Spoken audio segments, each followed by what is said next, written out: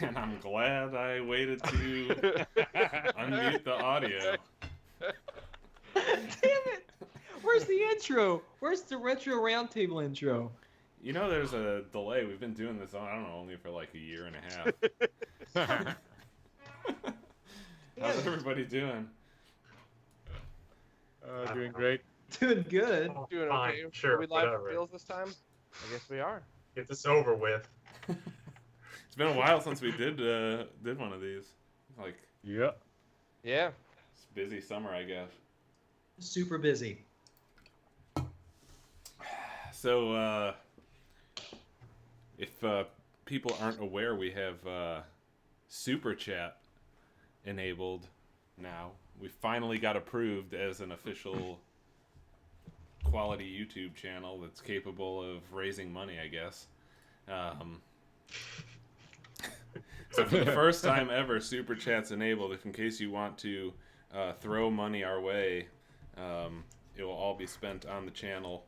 And as Steve mentioned while we were getting ready for the show, your questions answer quality will be proportional to how much money that you give to us. So Yep. keep that in mind. All right. So before we get started with the usual roundtable stuff, I've got to give a special shout out to our first sponsor of the night, the San Diego Union Tribune.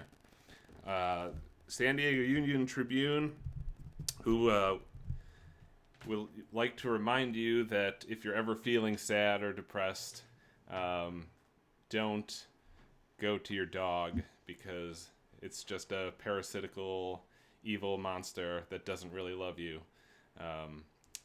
You just turn to the high-quality journalists of the San Diego Union Tribune, and they will make you feel better. Everyone I know reads the San Diego Union Tribune, so please subscribe to them. And yeah, let's move on from there. Who wants to talk about what they've been up to? What a waste. I think I just fell asleep. You're right. Yeah. I was waiting for a joke. Way to lull everyone to sleep. We have 68 people in here, Nick, and you've just effectively probably have that audience, so thanks. Hey, the key word in our monetization approval email was quality, okay? That's We're a right. quality YouTube channel now, so you expect more of this. A wise This is man a once said- family-friendly YouTube channel, and Hold on a second, damn it. Someone once said, not too long ago, that quality cannot be measured. it's true. It can't. Oh, God. Oh, I thought you were being all insightful on this for a minute. That was hilarious. Oh, boy. All right, let's go. Let's do it. I'm ready. Someone talk. Steve, what have you been up to? So what I've been forced to do lately is move everything into a new office/lab space. And we've been doing that for a while, and there's still a while left to go. You're forced, And- eh? Yeah, it was against my control.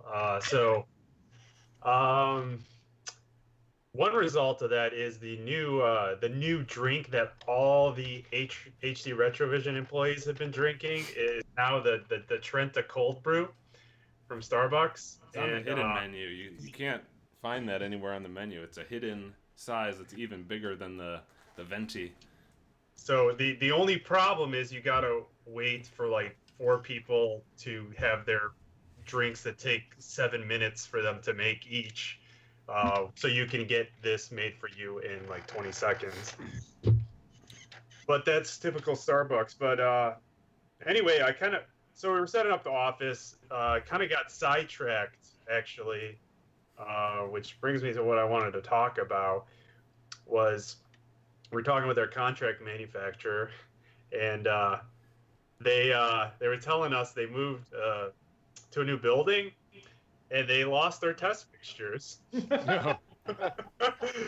And they're like, "Do you have a backup to send us so we don't waste time while we're still looking for them?" And I'm like, "Okay, yeah, I have the one that I let them borrow. They have two, I have two. last production run on the SNES Genesis cables, they asked to borrow a third because they wanted to do them quicker. And I let them borrow one, and it came back, and it was in pretty rough shape. And so I had to kind of do some maintenance. Discussed in the past that every once in a while they send these back for maintenance. There was a bunch of fasteners missing, stuff like that. And what I've been doing, because you don't get a lot of wear and tear on them, so what I've been doing is when I put them back together and align them and make sure like the clamp clamps down evenly, presses everything. I've been putting thread locker on the fasteners, and thread locker is a liquid that is kind of basically glue for fasteners, plastic or metal fasteners, depending on which one. And for some of the big stuff, because I got some big bolts holding some of the bigger things together. This blue 242 Loctite, and this you could get at the hardware store, and the blue stuff is removable. You can take the things apart. Just harder to take apart. But if you go to the red stuff, the red versions of these thread lockers, those are permanent. Like you need like heat and other stuff to try to, if you need to like remove or repair something. So the blue stuff is I use bigger, the 242, but for the smaller stuff and also on plastic parts or any plastic in the area, I use the 425. That's actually what you want to use for plastic. And but the reason why I kind of wanted to bring this up is I noticed for a lot of these kind of garage shop type projects, these low production run stuff we've seen in the community, have like sandwiches. Hey Zach, can you put on headphones so that Steve's mic doesn't keep getting muted? I don't think it's me. Oh. Here, I'll mute my microphone and you tell me if it continues. Okay. Is there something I need to repeat? No, you're fine. It just was cutting out a little bit. I couldn't tell if it was Zach. I kept hearing noise coming in. Yeah. Yeah. So those like kind of sandwich projects that don't have enclosures, but they have like the plexiglass or the acrylic on the top and bottom. I've noticed that people, they use screws and nuts and fasteners, and they don't use any thread lock or anything like that. I suggest if you're going to ship a product like that, use thread locker. Or an alternative is so here's like, well, first of all, here's a 440 screw that doesn't have anything on it. And if you want to, the way the thread locker works is you just like put a drop on the tip. Just the tip? Yes. And then you go in and you fasten it, and then it dries and glues. But there are alternatives, and I think if you're going to do a lot more volume and stuff, it's worth getting stuff that have a nylon patch already on it. So they sell these as well. I don't know if you could see there's a yellow patch on this guy. You might be able to see it better on this black one. So here's a black one, this black screw that doesn't have anything on it. And this one has a white nylon patch on it. And a lot of you who've been like probably taking apart like laptops and stuff see these black screws with like blue patches on them. That's what it's for. It's for the stuff is going to be moved around or touched a lot. If there's any little vibration, stuff starts to loosen.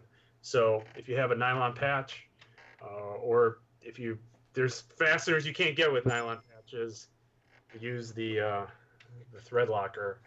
I think it'll make your project more professional if stuff doesn't start to loosen.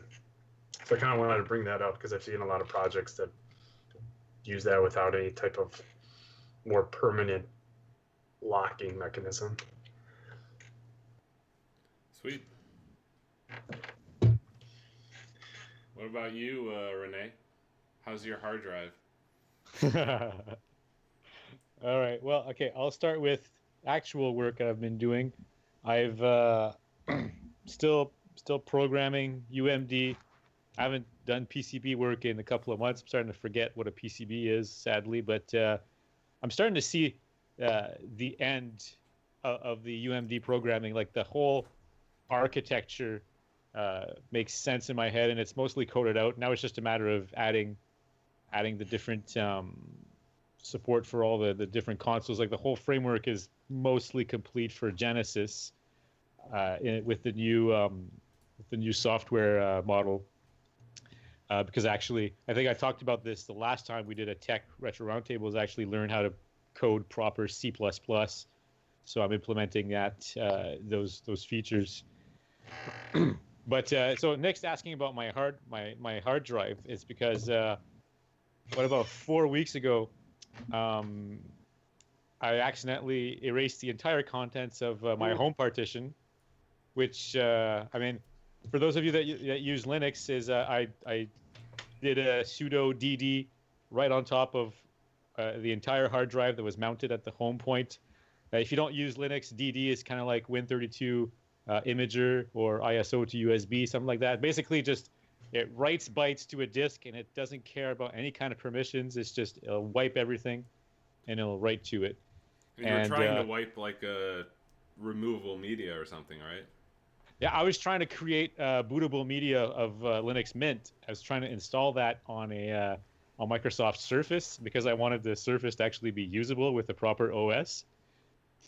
Right, you couldn't find Windows XP, so then you had to. Yeah.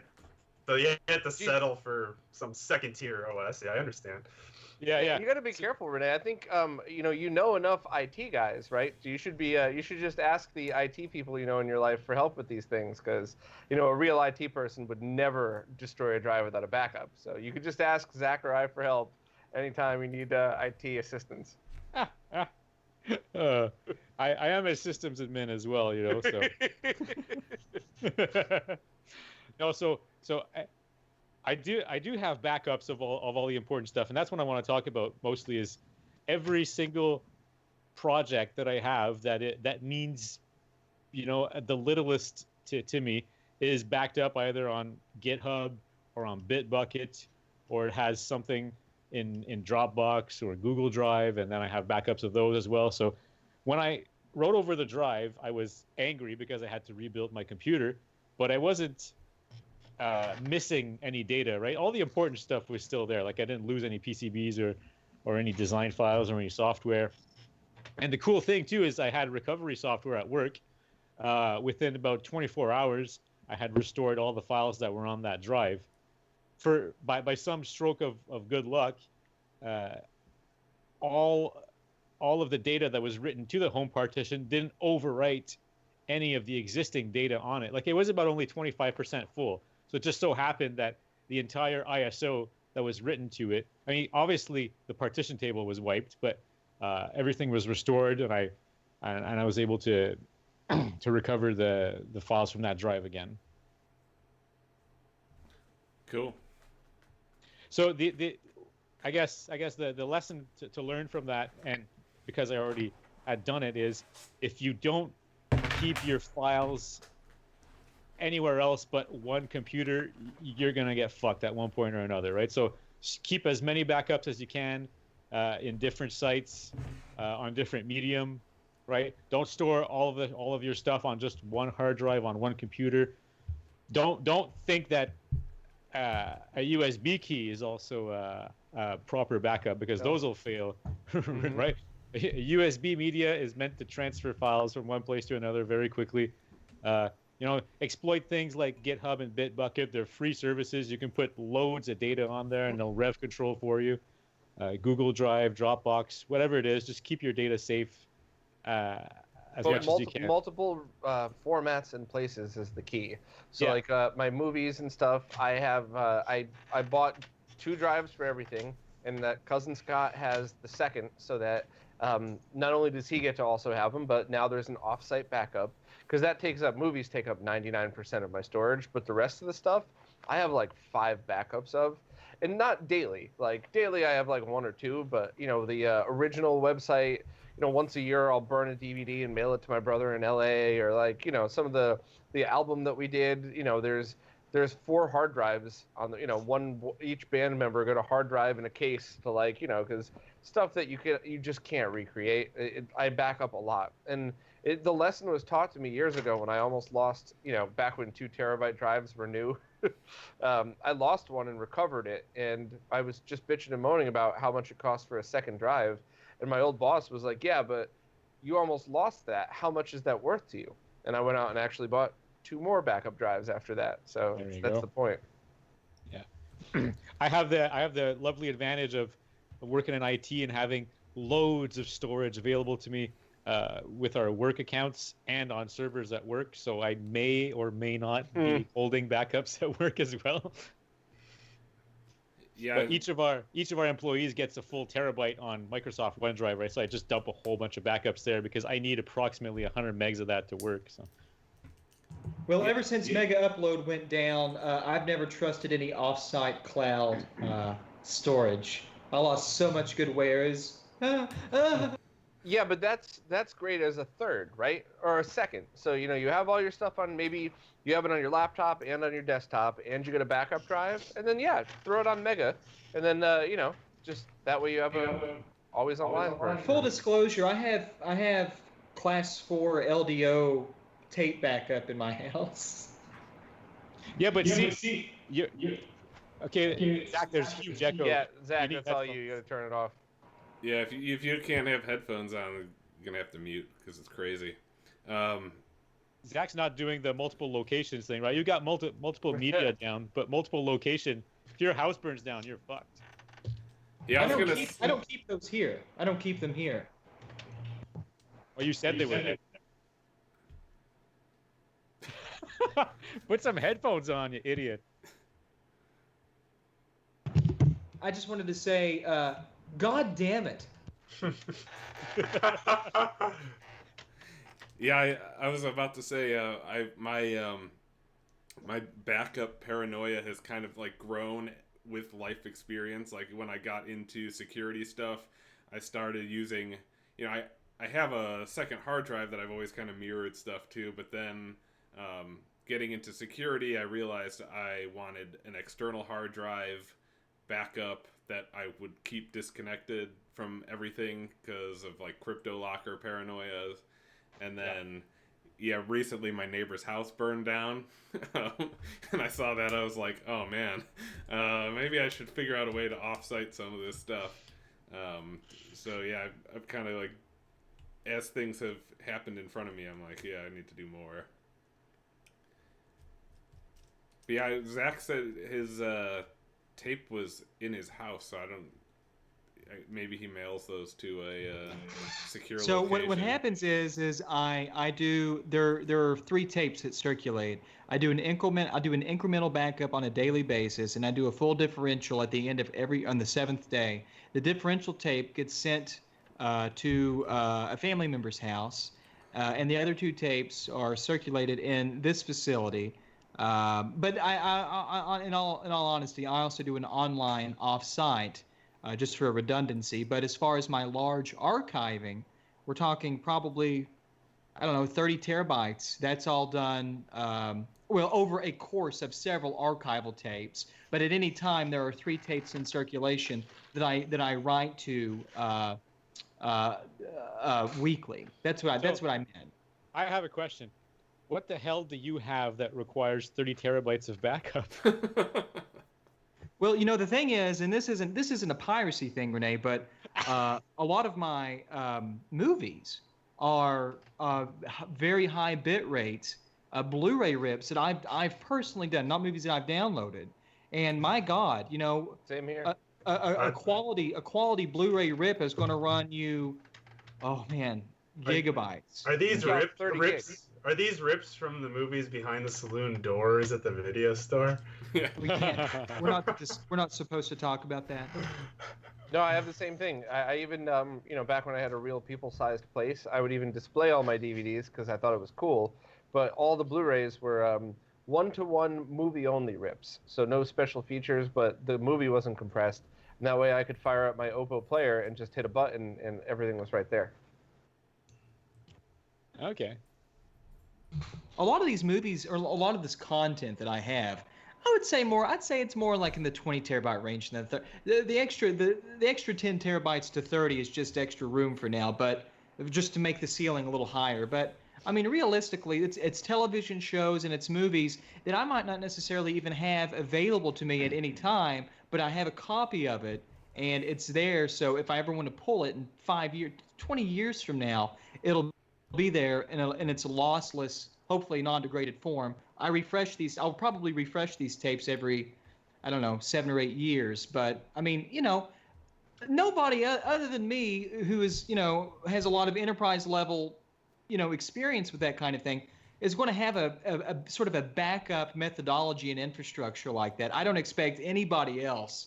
It's like the appliance that I have for security in my house. Yeah. No one else really has that. You know what I mean? It's just, I'm crazy. That's interesting. It's like the one thing I exclude from all my backups is media, because I just don't care. Like if I lost all the movies that I've ripped over the years, I wouldn't care.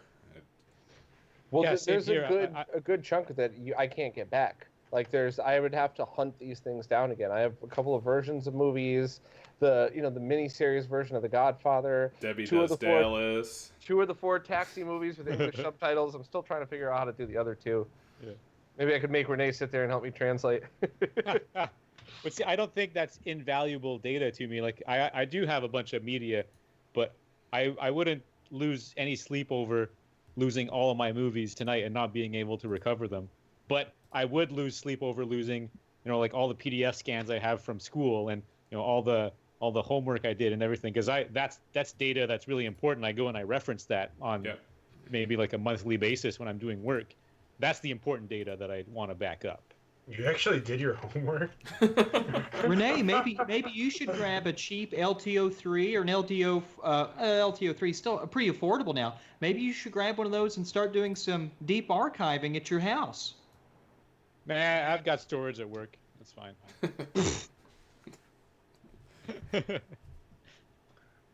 All right, Zachary, your numbers are flying off the charts there. What have you been up to?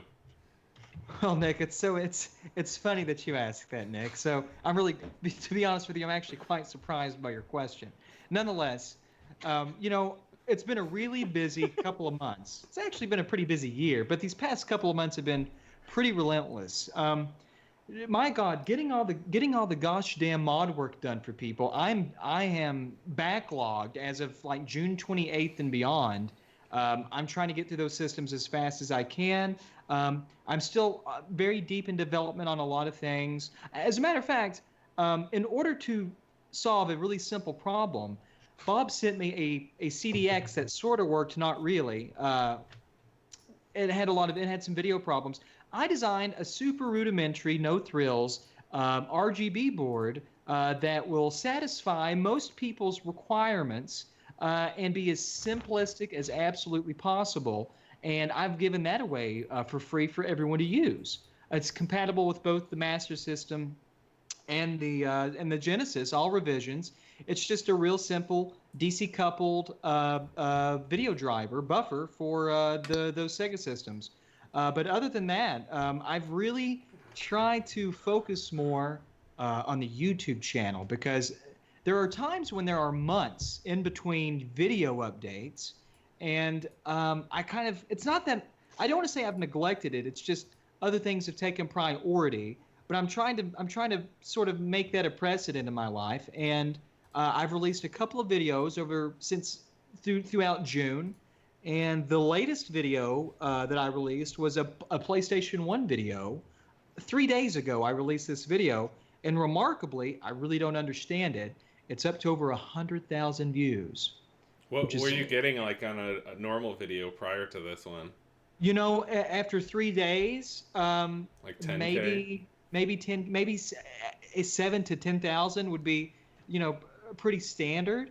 But with this PlayStation 1 video, it's remarkable because the content isn't it's not different than anything that I've done before. So maybe it's You've done a PlayStation 1 video before? It's not your first PlayStation 1. No, I've done one PlayStation 1 video before that was pretty similar in content. I think honestly but this video was one we have never seen before. Yeah. I think it's the wording of the title, and it wasn't clickbait. Yeah. The title is honest to the content. I don't think anyone's ever seen a C-Sync, the composite sync modification done properly like that. But the title was honest, but I think it's the titling. I think the YouTube algorithm grabbed on that title, and that video got maybe stuck in the suggested for you for everybody. But it's been really, I'm really humbled by that. Really, I mean, that's truly like just left me totally dumbfounded and flabbergasted. But other than the YouTube stuff, which I'm really happy with, and the reception to those last few videos has been really positive. I'm trying to get all the stuff that I've talked about for 5 or 6 months finished. The universal capture interface, that's technically been done, but Bob has distributed that device among whom I consider the absolute best of the best in the arcade fighting world, and they're putting the universal capture interface primarily for the data path cards and maybe the HD cap and some other things. They're putting it through the paces, and they're going to supply me with feedback. And if they give me the thumbs up, it's ready to go. So, it's been really busy, and I'm emotionally desiring you. So you got a lot of you got a lot of views, but what about your YouTube subscribers? Well, How's that been going? I mean, there's another one. I have grown. Stay on topic, Zach. Stay on topic. To be perfectly honest with you, Bob and I were pretty even in subscriptions. I might have had like 1,000 or so more than him. Now I've almost doubled Bob in YouTube subscriptions in a matter of 3 days. So that's. Well, I gotta ask a serious question though.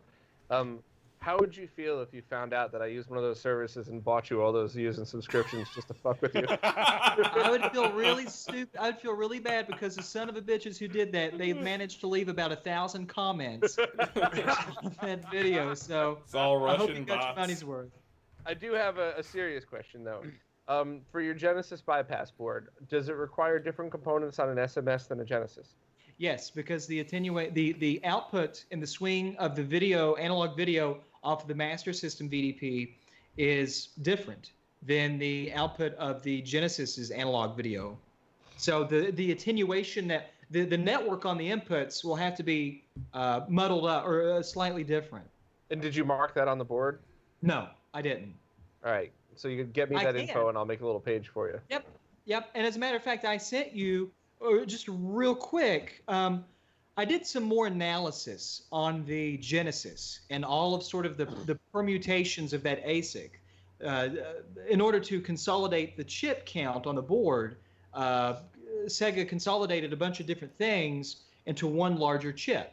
On later revisions, the CDX, the VA3, Model 2, and I think the XI, they use the 5560, I think it is. It's the Sega ASIC that includes the VDP, the FM sound hardware, and what they call the bus arbiter, which is kind of like the glue logic that connects all of these different systems together.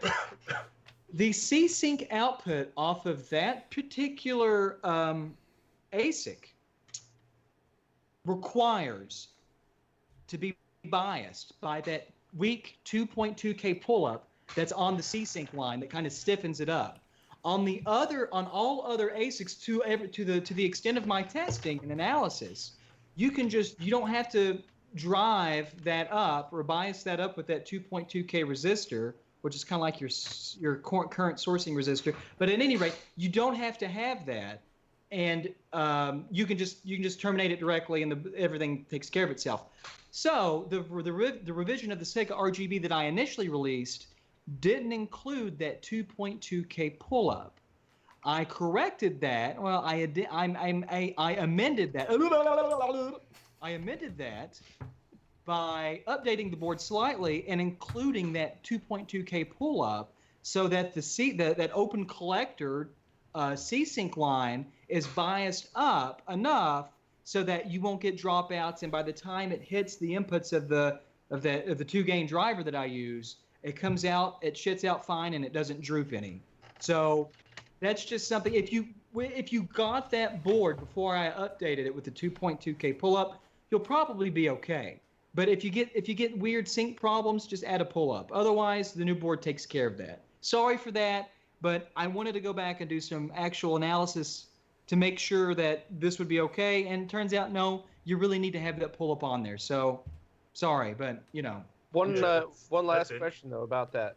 So, on the bypass boards that I've installed in the past, and I've spent an insane amount of hours trying to figure out, how to get all this stuff done. The procedure that I came up with was, especially with the Genesis 1, I would tap RGBS from the chip, and then I would put it onto whatever bypass board I was working with, and then into a Genesis 2 output connector. So I completely and totally bypass the entire thing. And that way, that allows me to use one RGB cable for everything, all that happy horse shit. But I noticed on some revisions, when doing that, it would be perfect, and on other revisions, I'd still get jail bars, and I tried everything. There were certain revisions that the only way I could do, or I could remove all interference, was by lifting the RGBS pins. Obviously, carefully, I know they're brittle, make sure, but will this board perform any different with the pins down or up? Well, just to clarify the problems that you were having, whether or not you lift the pins and how the performance varies, there are a couple of reasons for that. And some of the stuff I've just kind of stumbled onto recently. On a lot of mainboard revisions, there's some zoning problems in terms of how they isolate a lot of these mixed signals. With the chip that I was talking about, what Steve? Some zoning problems? Yes, yeah, exactly. Yes, exactly. For the 5660, the 315 5660, I think that's the ASIC that I was talking about. You have on the outputs on your analog video coming off of that RGBS, and then right next to that you have a V ground pin that's isolated from the other stuff by a capacitor. It turns out that I had jail bars too with that revision, Bob, but I was able to remedy about 95% of those.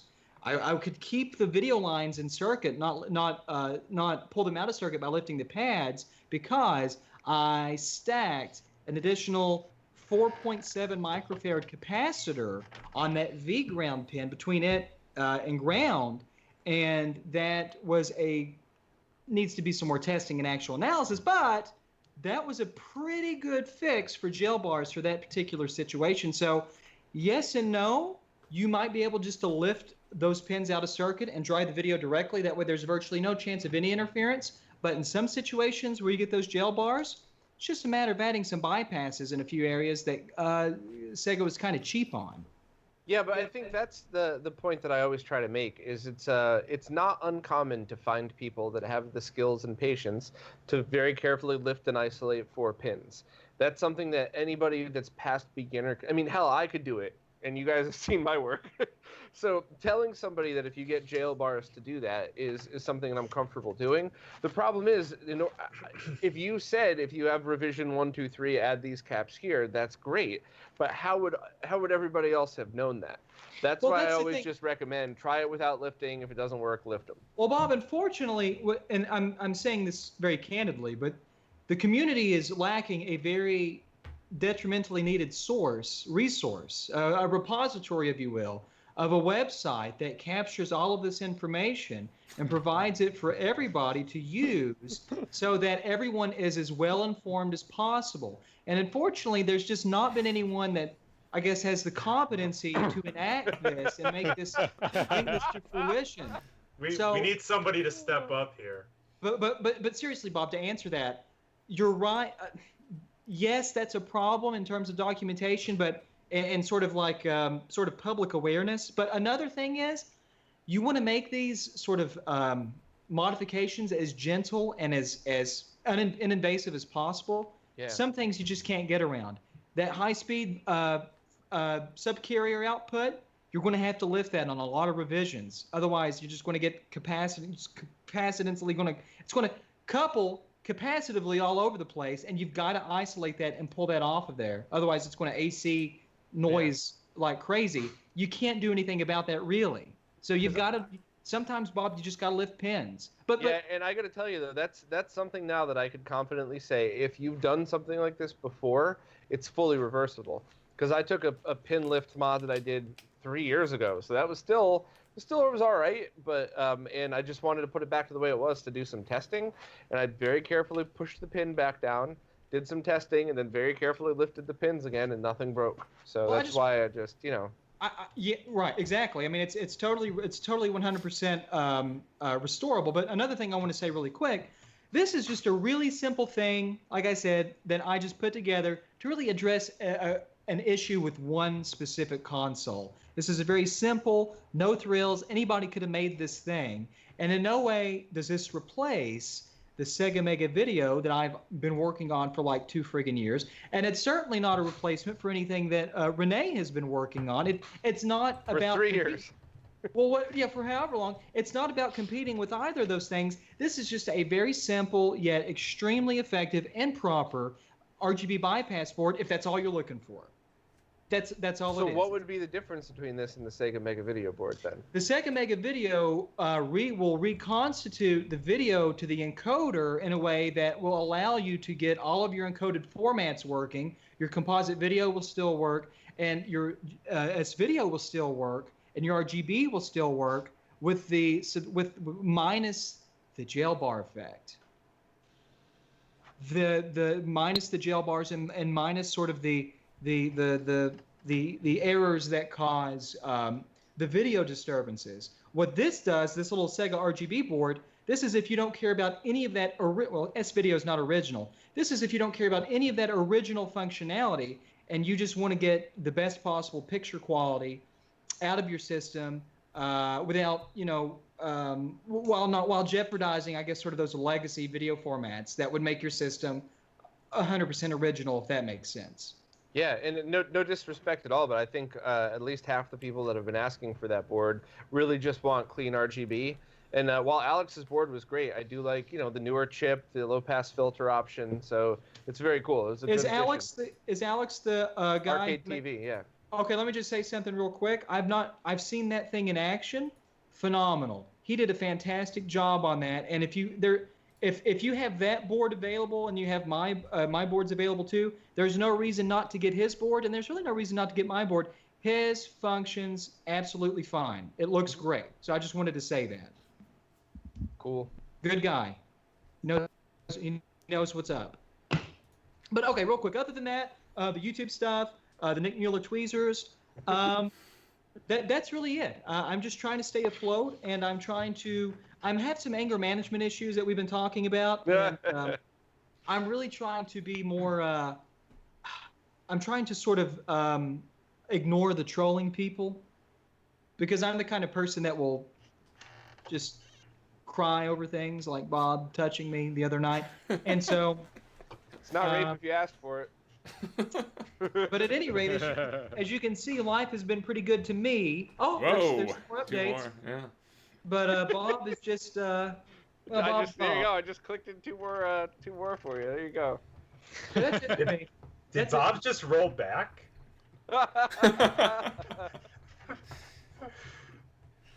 Okay, sorry. Go ahead. Cool. René went. I'll go. Nick, go ahead. Yeah, I think I'm last.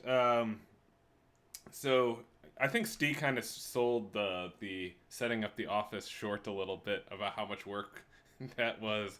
Kind of glossed over. I was back there last week helping him get set up. I posted a tweet of us like hanging the banner on the floor and then hanging the banner like 6 days later, and someone tweeted "What's taking so long" at us, which I thought was funny, but because the amount of work it is to set that office up is incredible. I mean, Zach knows this. I mean, he built his office. We just rented one, but still, we had stuff spread out over, I can think of at least 6 rooms that were in 2 different houses where equipment and consoles and all sorts of things were located. They had to be moved, and in addition to that, we had to spend time buying furniture. And then you always find out, like, oh shit, we don't have this thing. We got to go make another Target run, or we got to go make a Home Depot run. So it's just constant driving around and putting stuff in. And waiting for other things to get delivered. A funny anecdote from that is we ordered power strips, and 4 of the same power strip from Amazon. 3 of them showed up, and one of them just got lost in delivery, just destroyed somehow, so they had to reship a new one. So it's just like things like that can set you back. Steve ordered some networking wire that was like really a bottleneck for us that just ended up getting delivered like 2 weeks later instead of as... It was like the first thing we ordered, too. Yeah. And like that's the thing we needed to lay down first is the networking wire, like all along the borders of the room, so we'd have Ethernet drops. So just a big pain in the ass all around. I think we spent one night, just like 7 hours, building IKEA furniture and Amazon furniture. Dude, my hand still hurts from that. Yeah, it is just a mess.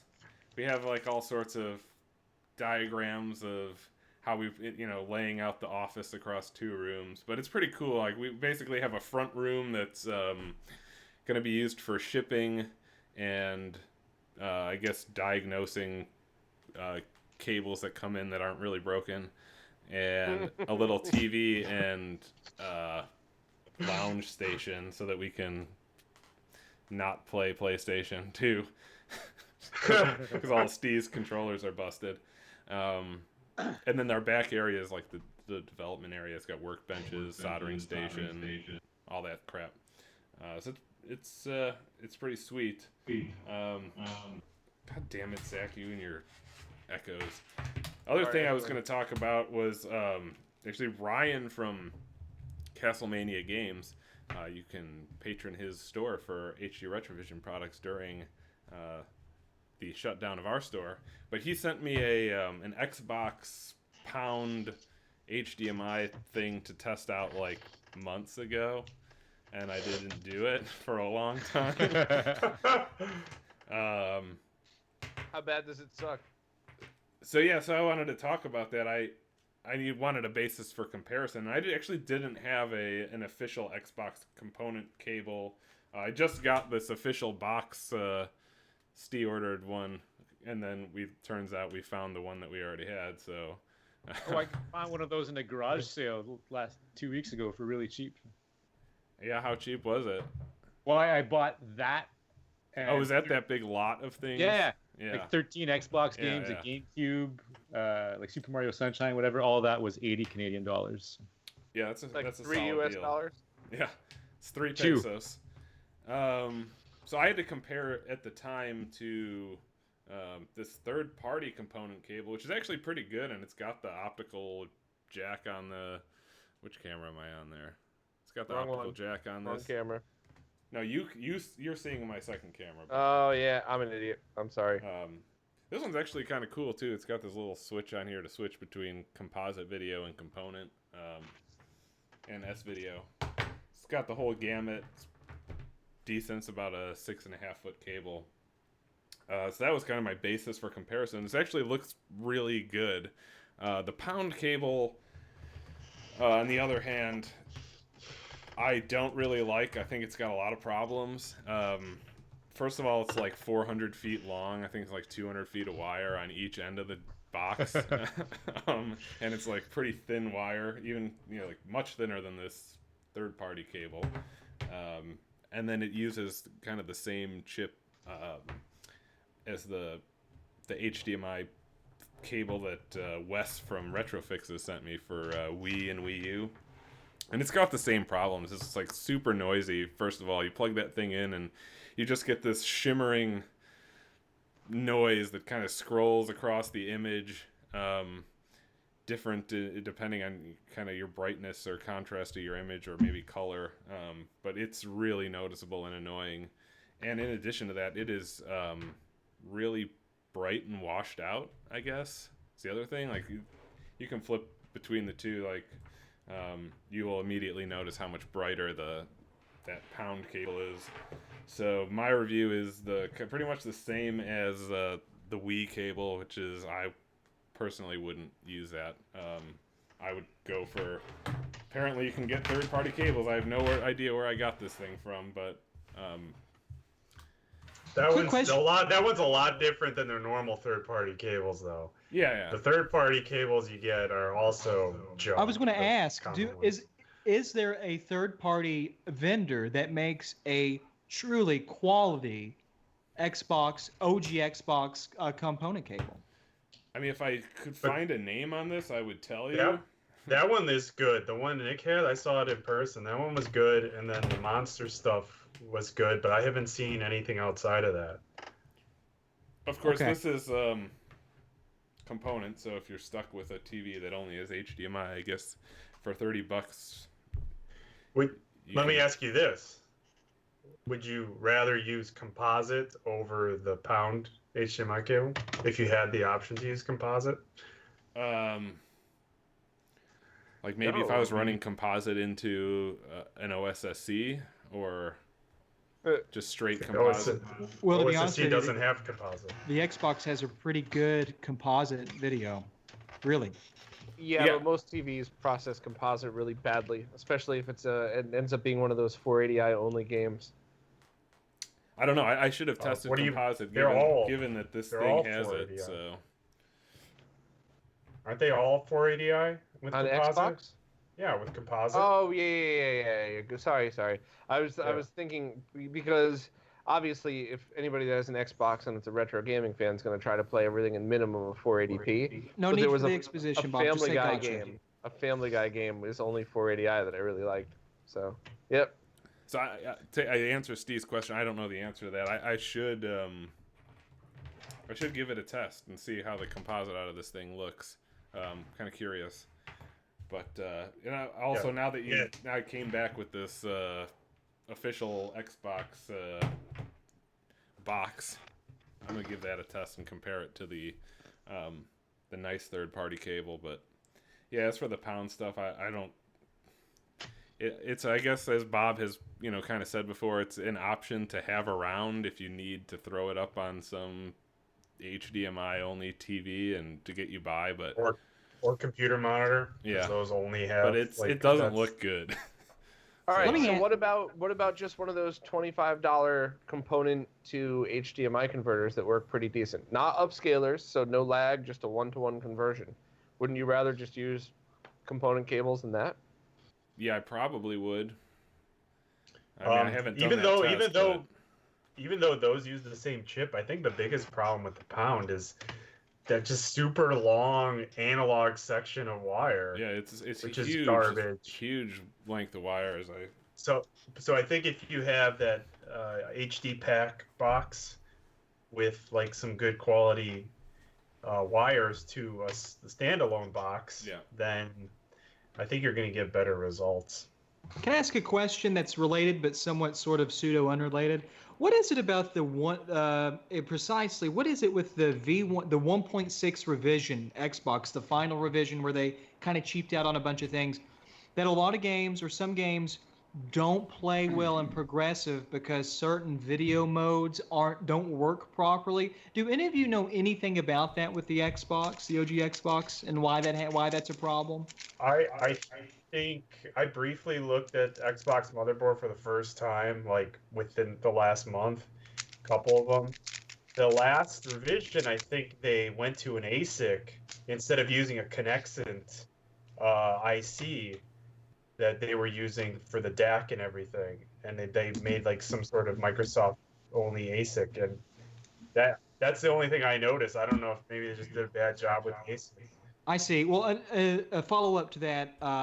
A follow-up to that question is another question sort of concerning video conversion for consoles. Do you think that there will ever be a vendor to make a Dreamcast VGA to component cable that will handle, the 480p progressive video output in addition to the lower res stuff that some games only works with? Do you think that will ever happen? Serious question. I don't think there's anybody competent enough to do that.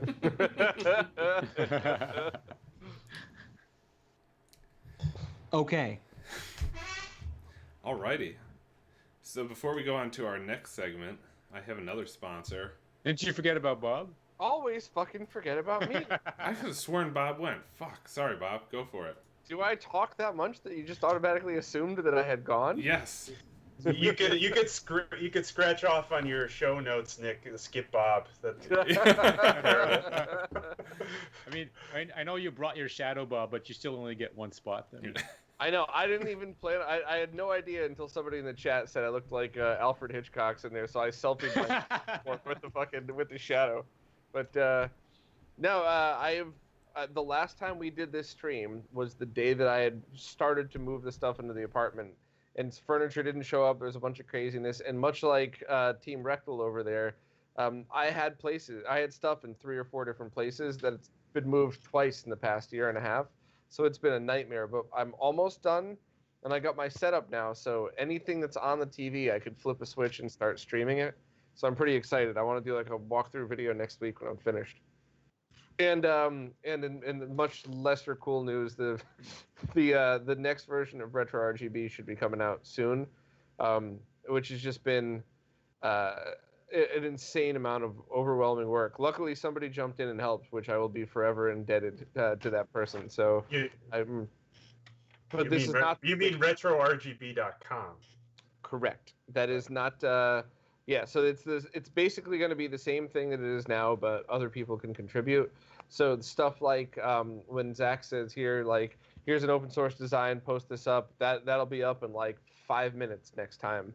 But the wiki thing got pushed back because I got to do this first. And I very stupidly took on too many projects at once, so I got to just start finishing them and then move along. I don't want to be like Ash with like 30 amazing projects in the can. Still waiting on all of them. Sorry, Ash. Love you, dude. But yeah, it's pretty much it. Just trying to finish something and then move along to my next project. But yeah, that's it. Cool, man. It was awesome to see you in Chicago last week. Yeah, that was a blast. Galloping Ghost Arcade was way cooler than I thought, because I usually, every time I find a new arcade, the first thing I do before I get sucked into playing is grab my phone and just walk up and just do a quick, like, usually takes about 1 minute, and walk around and just get a quick video of all the arcades. And, you know, if I didn't even bother, because it had been 20 minutes to get all the arcades if I was there. It was incredible. Yeah, it was my first time going there. It's a pretty awesome place. Some of the machines aren't so well taken care of, which is kind of frustrating considering the fairly high admission price. I mean, I was happy, you know, for you to pay for it for me, but no, I think $20 is worth it to get in there. But yeah, it would be nice if some of the machines got fixed up. Yeah, all right. So that actually, I completely forgot until you just said that. So I heard a few people who, now granted, these are people that do like competitive level fighting games, but a few people complained that some of the games there are kind of lackluster and they're, you know, not very well taken care of. But all the ones I played great. But I did something kind of douchey yesterday or 2 days ago, and it made me giggle because I thought of that place. But Carcinogen SDA, the speedrunner, the guy who's better at games than I could ever dream to be, we ended up at a barcade just chilling having a couple of beers, and I started playing Mortal Kombat 2 and realized the stick didn't work. Yeah. So I started talking shit. I was like, hey, Carsey, you're better at every game, but I bet you I can whoop your ass. He's like, all right, I'll try. I haven't really practiced before. So I was like, here we go. And I sat him in front of the side with a broken stick and whooped on him. And he still beat me one of the 5 rounds or something. I told him as soon as we were done, I told him the truth, but I couldn't stop laughing. I was like, oh, such a dick move, but it made me feel good for half a second. Yeah, it's, we played, what's called The Grid, right? Yeah, I like that a lot. Yeah, that was a lot of fun. Yeah. Cool place. Yeah. So anyway, now I can bring I have a question for Bob before he moves along, because you mentioned Retro RGB people will be able to contribute. Is that going to be anyone, or are people going to have to sign up and you have to approve their account? Is there like a staging area where someone makes a page? Or in the short term, it's going to be very Gestapo dictatorship like, where I have to first approve an account, and then I have to approve the post. You can't even just make a post on your own. And to be honest, I'm doing that mostly to figure out the spam bot thing, because I've already had 2 occasions where, like random stuff got posted.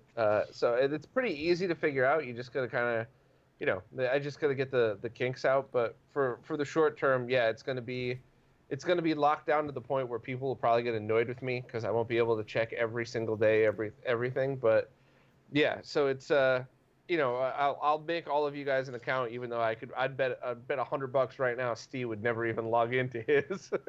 But if anybody has anything to post or something cool to say, absolutely post it on there. But I have to lock it down for the short term. But no, this one won't be public at all. You got to create an account with me first. Whereas the wiki is.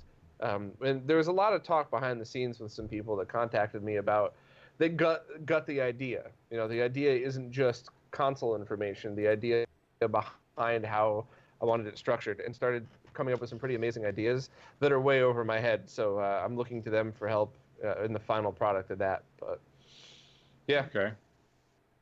Cool.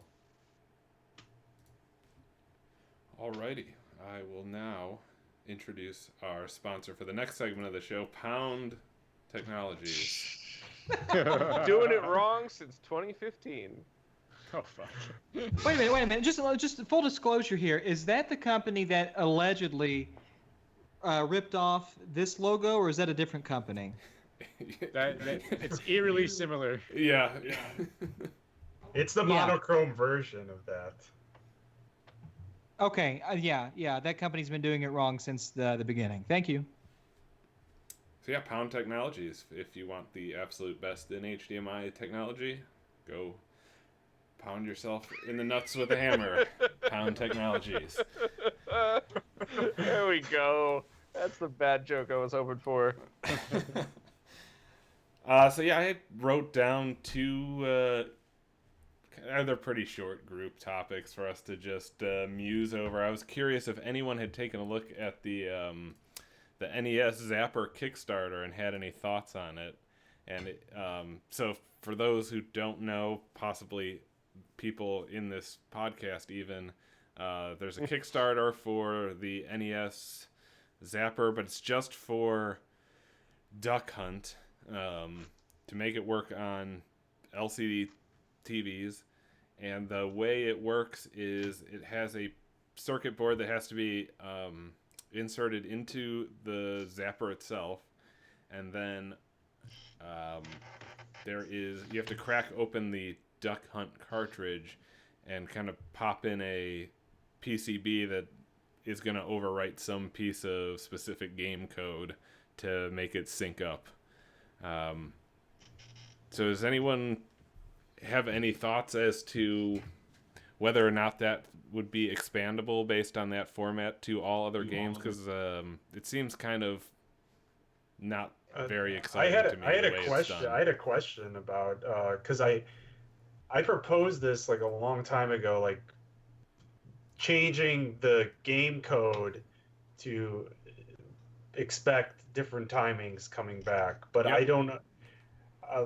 I had an idea a long time ago. It would be cool if you made a Game Genie code that made it work with thing. I bet you could do it if you put a scope on the trigger and the opto sensor. You could figure it and change the code. But then I don't understand what the hardware is going to the Zapper. I only skim this thing. Do any of you guys know what the hardware that has to go inside the Zapper actually does? I don't know what that does, but I think the question really is does the hardware, the sort of the parasitic hardware that you install into the Duck Hunt cartridge, is that just replacing certain sort of scanline scanning code, or is there something on board, maybe a small discrete micro or something like that, that has timing responsibilities outside of game code that works in concert with whatever little thing it is that you install in the Zapper? If that's the case, then that's shitty, because you have this Kickstarter for one game, Duck Hunt, and you have to do a very invasive modding thing to Duck Hunt. Now, if this thing allowed you to use your Zapper, and then let's say people could modify light gun ROMs that you could put on your EverDrive, that would be far more lucrative, at least to me, because that's something that's obtainable that you don't have to pay an astronomical sum of money for. So those are questions that I don't think are really addressed in sort of the Kickstarter notes or Kickstarter description of what specifically obviously is happening in both the cartridge and in the zapper. I could be wrong. Please correct me if I am.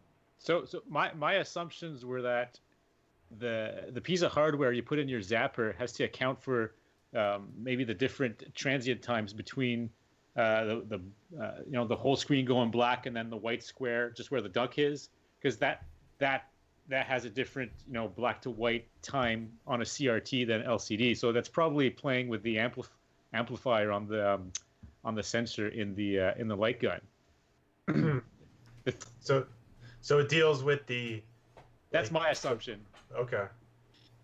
And what I'm questioning, not what I'm questioning, what I'm wondering about is that cartridge, that the intercept that you put between the ROM and the console, is that like calibrating for when you plug it into a TV, right? Because different TVs will have different delays, different lags between when you press the button, right? So is there like a sort of calibration routine at the beginning that says, okay, we'll fire here so that the game can calculate how long of a delay there is between you pressing the gun and the white square showing up on the screen? Yeah, there has to be something dynamic in there, right? It can't be just one static patch. I was wondering that myself, because the piece that goes into the gun looks like it has some LED sticking off from it, and I'm wondering if that's used to do a measurement in some way. Maybe he replaces the sensor completely. That could be. Also, we never mentioned that it's called Modern Mallard on Kickstarter. Yeah, I posted the link in the chat. Okay, but we need to say it. Okay. But yeah, I mean, for me, the software thing makes sense. But like you said, I always envision this type of thing being like an IPS patch, because, like you said, you might have to change the timings. But if they have some way of making it dynamic through some calibration routine, then it makes more sense to put something in the cartridge. Yeah, because your IPS patch would need, if it was a static patch, it would need some sort of screen at the beginning where it records the delay, and then it moves you onto the game. It would make more sense to me if this were a community sort of driven initiative.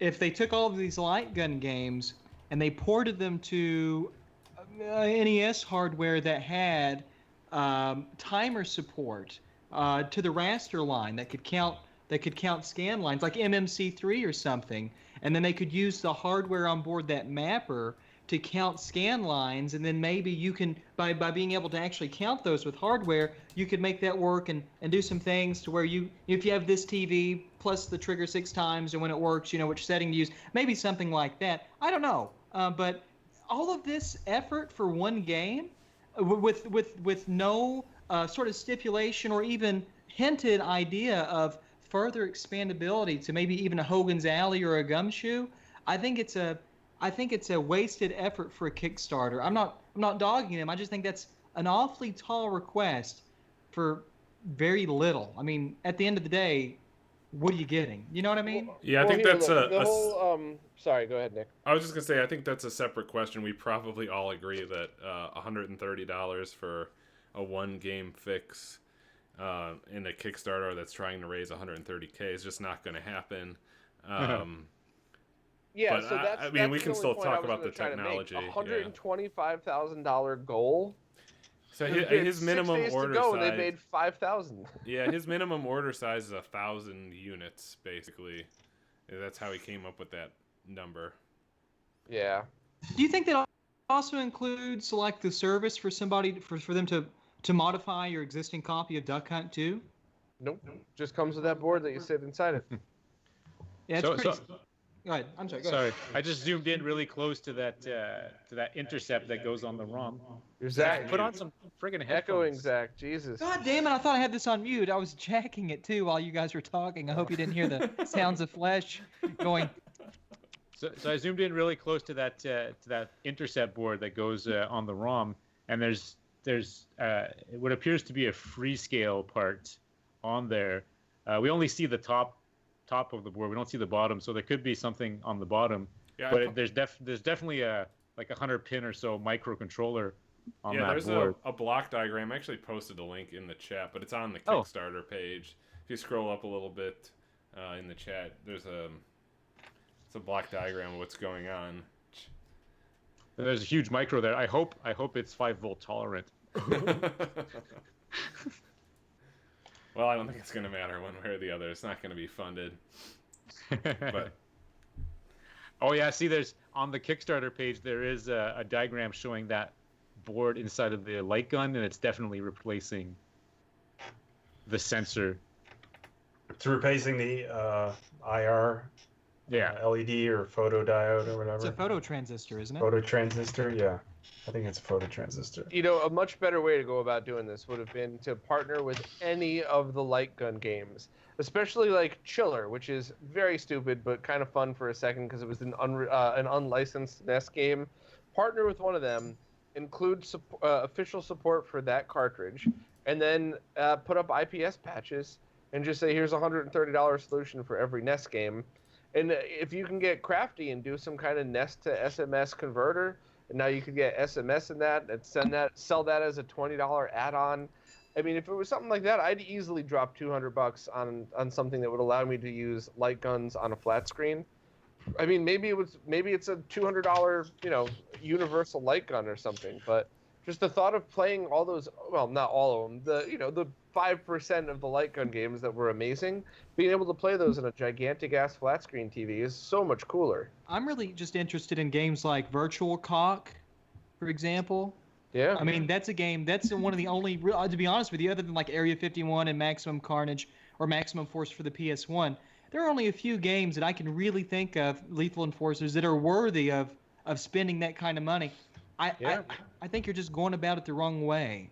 That's all. Yeah, that's all I'm saying. I enjoy Duck Hunt, don't get me wrong, but I enjoy it in like 2-minute spouts, right? Shoot a few ducks and then that's it. And I don't play it for a few months. So I'm not going to dish out $130 on this thing, even if it would be really easy and you wouldn't need to crack open the gun and the cartridge to make it work or whatnot. I'd just be like, fuck it, I'll play it on a shitty CRT and that's it. Actually, probably, the cost of actually getting the light gun, Duck Hunt, and an NES console and a CRT is probably less than $130. Yes. Until you try to RGB mod it and then, forget it. Yeah, just play it in composites, fine. Yeah. On a CRT, it's fine. You'll live. For Duck Hunt, anyway. Cool.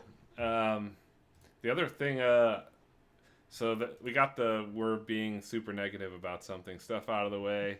The other question I had for the group was, year's half over, so what are you looking forward to? What products or games or anything that's supposed to be coming out in 2018 are you looking forward to? The fucking Genesis RGB board from DB Electronics. I've been dying for that since 2015. I hope Woozle sends me a Game Boy Advance thing sometime. I really want to play with it in my bedroom.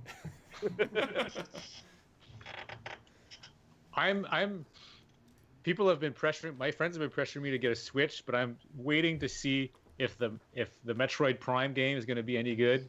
If it's going to be linear, if it's going to be a hand holder, I'm not going to get one.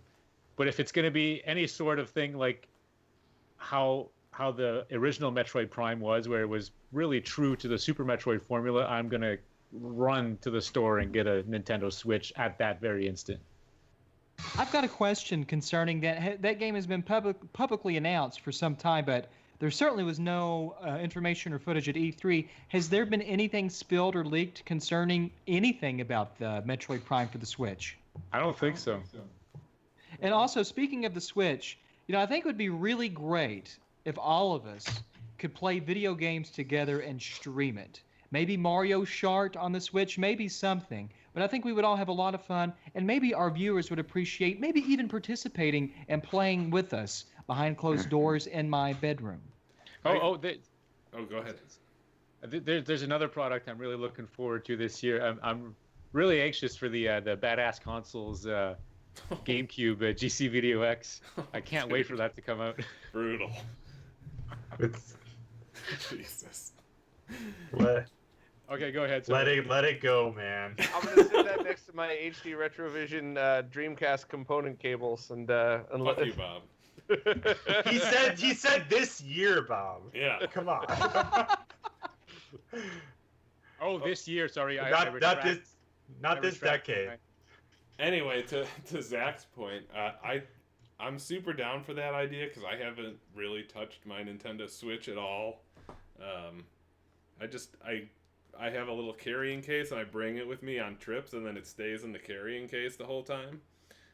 So It's not damaged. So yeah, it's in great shape, but it hasn't been used. The battery still dies after like 4 hours of whether I'm playing it or not. So it's probably not a great design, but yeah, I'd like to actually play some games on it once in a while. It'd be cool. I mean, it doesn't have to. I'm just thinking. I don't think René has a Switch. Obviously, I don't think Bob. Do you have a Switch? Yep. Okay, Steve definitely doesn't have a Switch, but I'm just thinking of games that if everyone's interested, maybe we could all sort of play together and do a big online stream and have audience members play with us. And you know, I've actually been approached about this, and I think it'd be really cool to do sexually. Yeah. You're right. Well, I'll eventually get one. Yeah, we can all play that Mario Kart re-released game. Yeah. So something else. I'm sorry. I'm sorry, René. Can I interrupt you for 2 seconds? Yeah. So sorry about this, but this question came up, and I don't want to. It needs to be addressed. The interface unit RGB kit, yes, that's absolutely coming out. Unfortunately, it was supposed to come out about a month ago, late May, early June. The reason it didn't was because I got held up all through April trying to help people get better RGB quality out of their SSD S3 because the quality was terrible. Despite the fact that quality can't be measured, I'm telling you the quality was terrible. So that monopolized all of my PC Engine time. And fortunately, I released that board and made it available, a very sort of crude version of what should fix the video problems on the V2. The data I've been getting back has been fantastic, excellent results. That'll be revised and released for free, and everyone will be able to have hopefully crystal clear video on their SSD S3 systems. But the IFU RGB is coming. I'm not really trying to talk about the SSD S3. I'm just saying that's the reason why that's been delayed, and that is still on the way. I apologize for that, but I really wanted to help people with this problem where they spend a fortune on something and the video was shit. So thank you. So anybody pissed about the delay can email alex@aol.com and send them all. Just send them an instant message through AIM. Does that still exist? Nope. No. Very sad. It's gone now. They canceled that with your flip phone. Yeah. Hey, my flip phone still works. I'm really looking forward to finally playing Sonic Mania. I think I'll actually make time for that since that's coming out like this week, maybe. The Sonic Mania Plus? Yeah, the physical copy. I never bought version. the digital because I'm not into that. Like, Yeah, I knew from the start they were going to eventually release a physical, so I just waited. So something I'm looking forward to in the near future, and this is a nice handheld that has awesome Sonic games on it. Is I'm really expecting Zach to mod one of these for me in the very near future.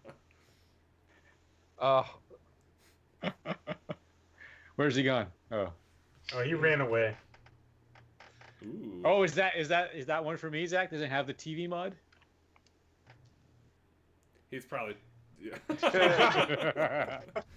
I can't tell you how many times I've been tempted because occasionally I stumble across these like bins of broken stuff, and there was one gigantic box of broken Game Gears for like $200, and it was probably going to cost $100 to ship. And I genuinely sat there staring at it for like 30 seconds, like, man, I'm back on my feet now. I don't really want to piss away $300, but I would love to see the email from Zach if he opened up his front door. There was 100 fucking broken Game Gears sitting there. It would make me smile. You would be hunted down. So maybe Zach, why do you hate that mod so much though? Well, if I have to be honest about it, the reason I hate that mod. By the way, how does that sound on this microphone when I do that? Sounds exactly like David Hayter. David Hayter. Well, listen, the reason I hate that mod so much, it's really twofold. It's not so much the capacitor replacement that I hate. It's when people ask me to do the two things. The Tim Worthington Game Gear GGTV board, it works fine. And this isn't a down to Tim in any respect, but I think that the design and the layout is a little counterintuitive to the constructs of the Game Gear. And I think we could make that a little more streamlined so it's not a pain in the cock. Second to that, people often ask me to do that controller mod where you can, without any modification to the controller, connect a Genesis controller to your Game Gear, so you can put your Game Gear down and you can play looking at your television while using a Unfortunately, there's nothing readily available that will allow you to sort of do that mod. What is available by that Francis guy in Canada isn't, I think it's pretty much done, but I don't think he's mass assembled or have produced those in any volume. But I refuse to use stolen tech, so I will not ever install what is currently available. Yoshi Knuckles. I'm sorry, I'm not going to put his thing into any more Game Gears because he totally lifted everything he had from that guy. Yeah, it was my fault. I felt like such a douchebag about that. So that's really why. Sort of, it's a combination of things, but it can be such a goddamn nightmare. Sorry. Back to you, Bob. Well, all I know about that is I think Francis is still working on it, and the version that was supposed to have been shared as a community effort. Let's all contribute our thoughts. Kind of like when we all share stuff. Like I got something, I sent it to Zach, like Woozle's thing. Sent it to Zach took a look at it, was like, oh, this is awesome, sent it along to the next person. You didn't reverse engineer it and make your own. You gave your feedback and passed it along. The two things were that it was an unfinished design. So anybody that got the other one, I think the ESD on it isn't the way it was supposed to be. But the one good thing was that the thief did actually have it mounted directly to the port. So I hope Francis implements a version like that as well. Because for consolizing, the way it sat in its prototype form was fine. But when you're actually installing it inside of a Game Gear, it was pretty cool. But I think he's almost done with that. So I was so impressed when I got that because that was something I'd been wanting for a long time. Just an unmodded Genesis controller, any Genesis controller, plug that shit right in, but it still works with SMS controllers too. So. I remember witnessing you sing that at the convention. Yeah, we were all sitting right next to each other, except Voultar, who was still banned. Yep.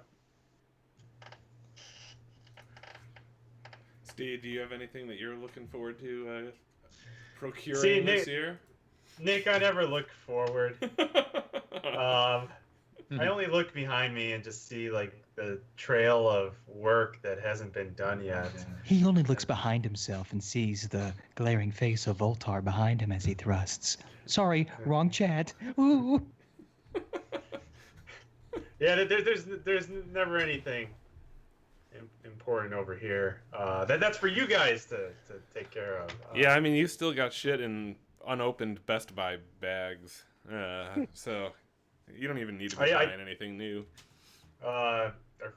Eric was going to come by and borrow the Bit Trip Complete I have for Wii. And I had to tell him, okay, it's ready for you. I just took it out of its packaging. Yep. Bought that like 6 years ago or something. Yeah. Cool. I'm also looking forward to Toe Jam and Earl, which actually I think is going to get released this year. Of the closed beta just started. Did you say that last year? Yeah, I did say that last year. But this year they actually released some playable software. So, and I guess they ditched Adult Swim. So yeah, they said that they put it in different words, but yeah, well, have to spin it. We know how that is. Got to spin everything in your Kickstarter campaign. I'll tell you what I'm looking forward to. I'll tell you something else that I'm looking forward to. I'm actually a paying customer of HD Rectal Vision, and I have actually recently been in the process of fully migrating my SHART. I about said SCART, that would have been inappropriate. My SHART setup to component in my main underground chambers. What I'm looking forward to, though, is creating some power supplies that will energize all of my consoles and maybe take 2 power supplies and power maybe 8 or 9 different consoles. So if anyone here has any ideas about that, a good power supply to use that has the amperage ratings and so on and so forth, please tell me on the Twitter page. Or Steve, if you have any ideas, or Renee, or anybody. There was one that someone pointed me towards, but then like the Amazon listing, they don't ship the same one anymore. That was a 3 amp, low noise. It was pretty good, and I think Corey from My Life in Gaming was using it to power his whole Sega, Megazord thing. Well, that's the Corey initially. Whatever he was using, something that I think was kind of junky, but it was one of those things that it's one power supply that powers the CD. He was using like one of those junky ones, and then he asked me for help, and I told him he could do these with like extend. Like once I told him like you could extend and split 2.1 millimeter DC barrels, he was like running that stuff all over his. I think he's got like a metal rack with all the consoles, and it's easy to zip tie the stuff around. So, and I'm also looking forward to buying a new television. Now I like the budget. I like the budget bargain TVs, and I'm telling you, the Vizio was great until they updated it and crippled all the OSSC support. Vizio will never get my endorsement ever again, and their customer service was terrible. Nonetheless. I'm looking at the different TCL models, and they all really get pretty glowing reviews. But anyone out there who wants to send me a twat about a TV with incredibly low latency yet fantastic features that sort of complies or gets along with the OSSC, I would really seriously appreciate it. I'm actually getting that TCL next week. I'm getting the cheaper version. So I do have an issue with this, though. A lot of those online places like Artings and stuff like that, they'll be like, there's a model TV and there's a 37-inch, a 42-inch, a 49-inch, and like a 55 or something. They'll test one of them and post the results for it. So I think I'm getting probably the 42-inch or the 49-inch for my bedroom because it's like a $20 difference. I might as well just get the bigger one. But the day I get it, the first fucking thing I'm going to do is lag test it. So I'll let you know, but keep in mind, the one that you were looking at was the higher-end version that supports all those cool new features. I'm just looking for 65-incher. Go ahead, Steve. Do they claim that their review is valid across the whole line, or do they just say... Do they explicitly say it's not valid? No, they explicitly stipulate that their review is applicable to all models of that same family. Wow. They do. That's asserted in their sort of review. It is. That's not a good assumption. No, it is not at all. Well, hopefully if you're in the same model line with just different size, if there are extra features, hopefully you can just turn them off and get the lag kind of similar. But they might not even use like the same parts inside. True. That's the thing. Like you can't assume any of that. Yeah, I'm just saying it's more likely that it's more likely if it's within the same model. If you're going from like Samsung's like 6500 series to their 8000 series, it's probably going to be completely different. But at least if it's just a size thing, maybe it's similar enough. Who knows? I mean, it totally might not be, but yeah, that's my point. Yeah, just assume that it always is. Right. Yep, totally agree. Cool. Yeah, let's move on to questions. If everyone's cool with that. Got quite a few. There's no super chat questions? Well, first, we got to say thank you to our last sponsor of the night, Hyperkin. Because all of this stuff that we do is totally pointless. Just play the effing game. The lag doesn't matter. Don't worry about unscrupulous business tactics. Hyperkin. Okay. We have a lot of questions. Let's. I think the first one I'm gonna do is the fun one though, which is, could you describe how you guys met? Well, it was like twilight outside, and Nick batted his eyes. Me and Steve have known each other since freshman year of high school. We had math class and 7th period lunch together.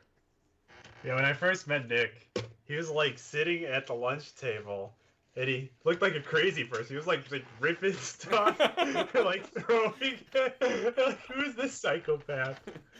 That looks like the type of guy I want to eat lunch with. Yeah, and so it hasn't changed. So yeah, and I met you two guys first because Lance from Retroware TV said that he thought we should do a panel together, and I was like, the guys with those stupid cables, I don't want to do a panel with him. I don't want to sit there and have them talk about component video the whole time. And we were like, Retro RGB, isn't that guy that just posts on Shmups assuming a bunch of stuff without ever asking us? And oh no, I never said that. No, I actually never talked about you guys publicly, so that certainly was never me shitting on you on Shmups. I had formed the opinion in my head until the first time I talked with you guys. I was like, oh no, I was very wrong. I'm glad. In fact, I'm glad I didn't say anything about these guys because it's exactly what a lot of people need. So yeah, I'm sorry, Bob. I honestly sometimes get you and Matt Buxton mixed up, so that's where that. Because we look identical to each other. From. We're like twins. So yeah, we met Bob for the first time at a presentation we did together at the Retro World Expo a few years ago. October 2015. Yeah, October 2015. Something like that. And I think I met René next. Yeah, I forgot. We had a Skype chat at one point about some bullshit. And... Yeah, this is the triple bypass that you were supposed to design. Oh, is that it? Oh. No, I think I'd sent you Sega 3D glasses and the adapter. Oh, we were going to do that project that you also abandoned. Well, you wanted me to incorporate the 3D glasses into the power base converter. That's right. Yep. And then I think I was just like, you need to talk to this guy, Steve. You'd get along. And you're like, I don't want to talk to anybody named Steve, and I hate Americans. And no, he didn't say either of those things. But but he thought that. I did think that. And then funny enough, I contacted Voultar over a Game Gear Genesis controller mod. The same thing we were just talking about Francis about was I contacted him on some forum, and you gave me some help with that, and then you haven't been able to get rid of me since. Well, I mean, I met Bob maybe 3.5, maybe 4-ish. Now, probably about 3 years ago, maybe. I don't know. It's been a long time, but. The guys who did the Retro Clarity Kickstarter, Steve and Nick, I met them a couple of years ago. Sorry, wrong group. But I met them. I kind of met with them and Renee maybe 2 years ago, not very long ago. It was like right before we started this. Turn your mute on. God damn it, fucking Leroy Jenkins. But no, yeah, it was weird. It was the way I met.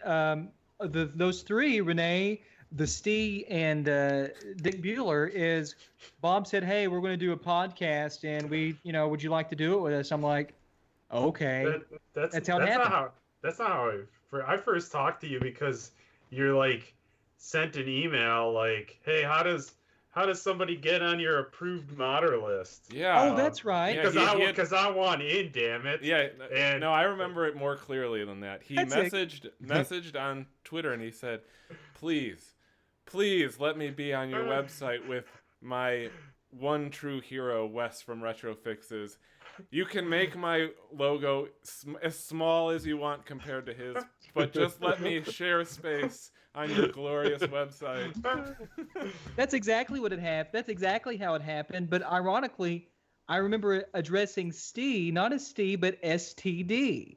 Like, I believe one of the very first and early emails to Steve. He's like, you should change your name to this.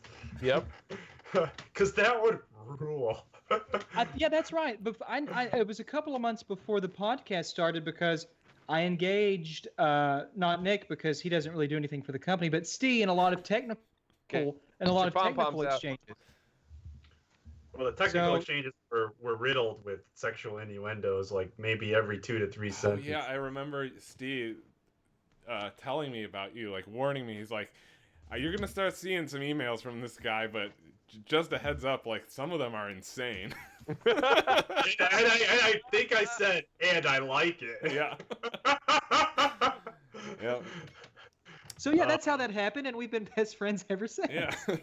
I think with Renee, I remember there was a Skype chat we went on. This was probably what 2015 or 2016. Yeah, we had a long Skype chat about the graphics booster and its compatibility with the HD Retrovision cables.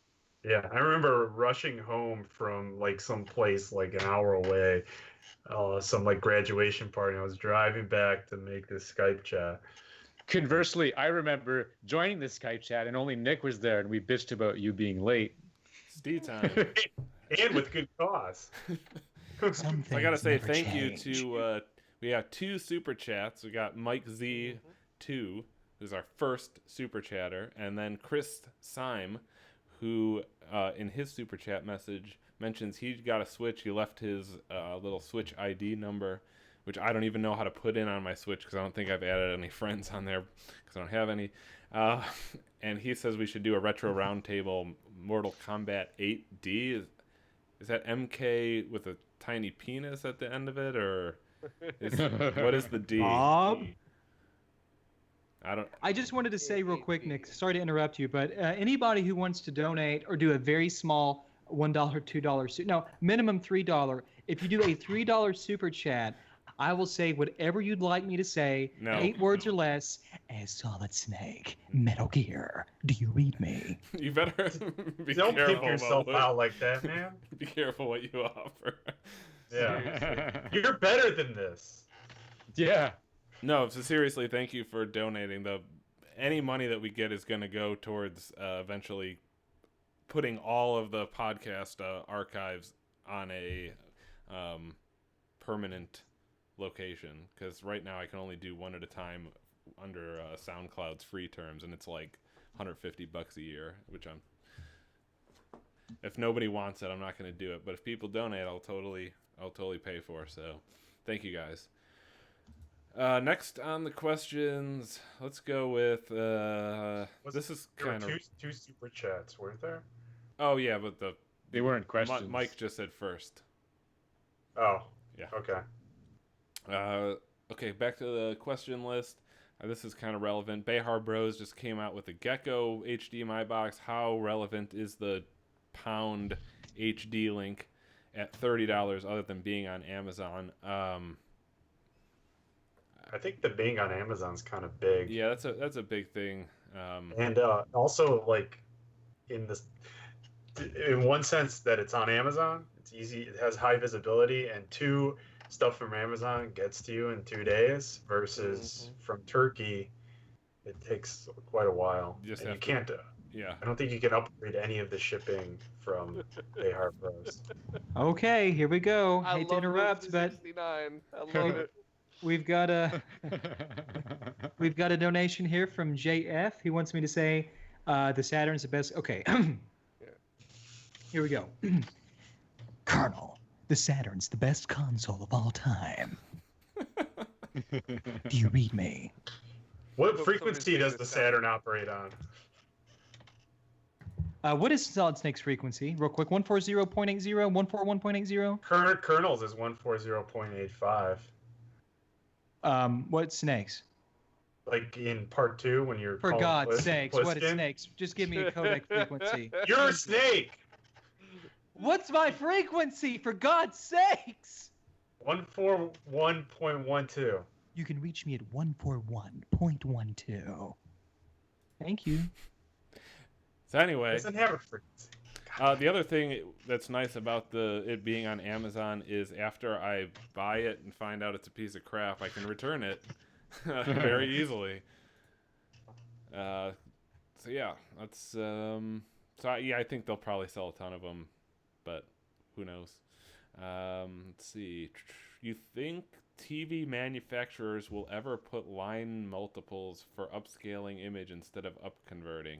I think I'm going to rephrase this question because I think what it's asking is, will TV manufacturers ever offer the option of just line doubling, line tripling, whatever, so that you get nearest neighbor interpolation? Yeah, doing a nearest neighbor interpolation so that you get integer scaling, as people like to call it incorrectly. I don't think that they would ever have any reason to do that. No TV manufacturer is thinking about that kind of thing. They don't care about your childhood games. They're more concerned about making everything work with the Xbox and PlayStation in 4K Ultra HDR, whatever. So I don't think that will ever happen. Oh, Zach, you got one. You have to say it. $5. Nick, I do get 50% of this money. Just telling you. And anything in perpetuity, like that even applies here. But okay. I don't even know how to get the money out. I don't think I've ever connected anything. I think it just goes and lives at YouTube. Hold on, let me do it dry, and then I'll do it. Just keep talking. I got it. I will fix it. Sorry, it's killing me. Shut up, Bob. Stop it, Bob. Stop it. You're fucking me here. You're fucking. Here we go. Ready? I will fix any Game Gear you send. Oh yes, I will. How was that? Was that any good? Was that bad? Yeah, that was solid. Perfect. The box is en route to you as we speak. Damn. Post your address in the chat, and we'll take care of that. You can send it to 141.80. Not using burst transmission. Are you nearby? Can you address 32x power supply issues in the next episode? Bob mentioned it in his latest podcast referencing the Shmups thread where the guy replaced the inductor. Personally, I have two 32Xs, both with power issues. The first unit didn't squeal but had 60 hertz noise in the video, and the second squealed like a piggy. Alright, so there's actually more to that story that I've just been holding off on until we get the completion, but I got one of the fucking coolest emails I've gotten since I started the site, where I talked about that in the roundup last week or the week before or something, and somebody just emailed me like, hey, I work with like magnetic conductors for a living or something. I work on these oscillators, and he sent me a whole like technical rundown of the issue, and he said he's going to do some testing and get back to me on what he found. But we have like an inside scoop on this stuff now, so it's hold that thought. Probably a week or two, I'll be able to link to a post that has a description from somebody that's an expert at that. Okay, yeah, I think I should finish the question here because he actually mentioned that he fixed both units by bypassing the onboard switching mode power supply and feeding regulated 5-volt DC directly into the AV. Or is he doing that through? Is he powering the 32X through the bus on the Genesis? He says through the AV port, so that would be through the patch cable. Patch cable doesn't have the 5-volt pin. Yeah, it's not on there, so I don't know. Unless he's made one and he's jamming 5 volts into there. The point is I was going to make is if you're powering the 32X off of the Genesis bus, off its rail, it's a big load and it's not good. I wouldn't do that. Agreed. I measured that at one point. I have those numbers somewhere. Let me pull them up. I cracked it open and souped it up for more power. Oh, darn right, more power. Sorry, I love Home Improvement. Or Tool Time. Tool Time was a good show. Yeah, see, when I measured just average DC current on the 32X, when it's running a 32X games, it was taking on average 350 milliamps. And when it wasn't, I put Sonic 2 in there as a test. So it's through the 32X, and it was still taking 200 milliamps. Yeah, so, I mean, you figure, I don't know, the power budget of a Genesis kind of changes from revision to revision, like from Model 1 to Model 2, but... I should note this was the current in at the 9-volt power supply. So 9 volts at 350 milliamps for a 32X game, and then 9 volts at 200 milliamps for a Genesis game. I wouldn't do that. I especially wouldn't do that with a Model 2 Genesis that doesn't have a separate analog and digital supply, or two 7805s, two separate rails for digital and analog. If you're using a Model 2 with one single set, one linear, you're no. I wouldn't do it. Don't do it, Daddy. No, Daddy, no. I'm coming to get you. So I guess the answer is wait for Bob's full.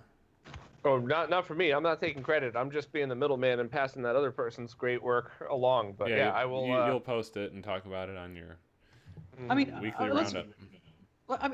Let's be perfectly candid here. Other than Knuckles Chaotix, are there any 32X games worth having or playing? I mean, Knuckles Chaotix is like the only game I can think of. I kind of have a strong opinion about that. I think anybody that's even the slightest bit of a 32X fan should watch the DF Retro episode on 32X.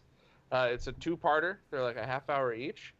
And I think watching that will give you more enjoyment and pleasure than playing any 32X game. I like the Star Wars game. Mortal Kombat 2 is really good. It's probably one of the better. And NBA Jam TE has a good port on there. It has the scaling. Yeah. All kidding aside, I do. Everybody's saying Virtua Racing in the chat, and I'm hearing myself say it 4 or 5 times because Zach's not muted. But yeah, that's one I do like that port a lot. The 32X version. I think I like the 32X version of Virtua Racing better than the one on Saturn, actually. Really? Just because there's no loading and. It felt more like the arcade to me than, as weird as that might sound, that I enjoyed it more. If you had to choose between the two, which would you rather have paired with your Genesis if you could only have one? The 32X or the Sega CD? Sega CD. The Model 1 Sega CD, eh, Nick? Sega CD for me too. Yeah. Wait, Sega CD Model 2 is just as much of a Sega CD. Oh, the BIOS is completely different. Full disclosure, Nick bought one. And then he took it apart and he messed it up. And then he told the seller that it just didn't work. When in reality, he screwed it up and sent it back to the eBay seller after he'd broken it. False. So that's how you go. That's how Nick rolls, boys. It's that wonderful eBay return policy. We have all had nightmare eBay things this year. I still love the guy that threatened to sue me for not selling him an amp. That was still my favorite of all time. Yeah, eBay is a big headache. Damn you and your hate crimes, Bob. The Model 2 that I got actually came off of eBay too, but it came from a local store that I could drive to if there was issues, so I was less concerned. Actually, I mean, when you look at it logically, the Model 2 Sega CD is a better piece of hardware. I mean, you don't have... The Model 1, you need to press a button for the CD tray to open up, and you gotta change the belt in it, and sometimes it's a vastly superior design. It's less moving parts. Yep. Yeah. Mm-hmm. The whole Archimedes screw device that makes the tray come out breaks. Yeah.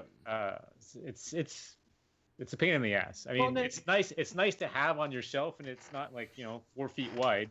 But other than that, the Model 2 is the better one, obviously. So just get a broken one. About the Model 2 is it takes up like an entire shelf. I can't fit all consoles on there anymore.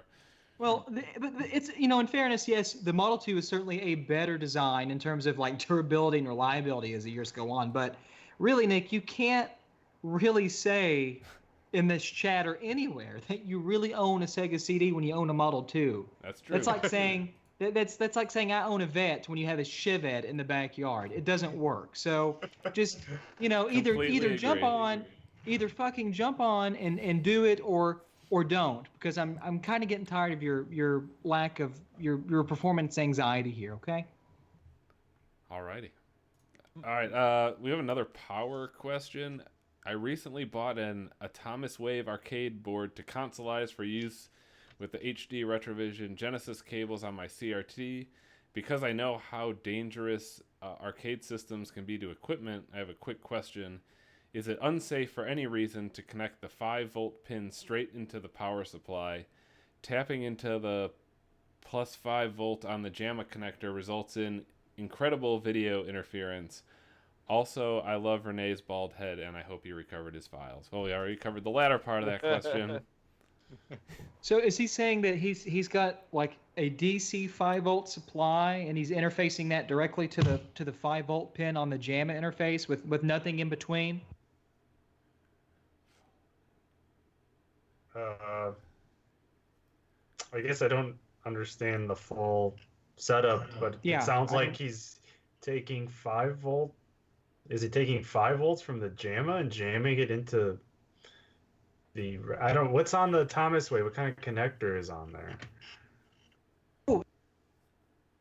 He's talking about that. Is it that Tato thing? It's like it looks like sort of a Neo Geo, but it's the ATOMI SA whatever it is.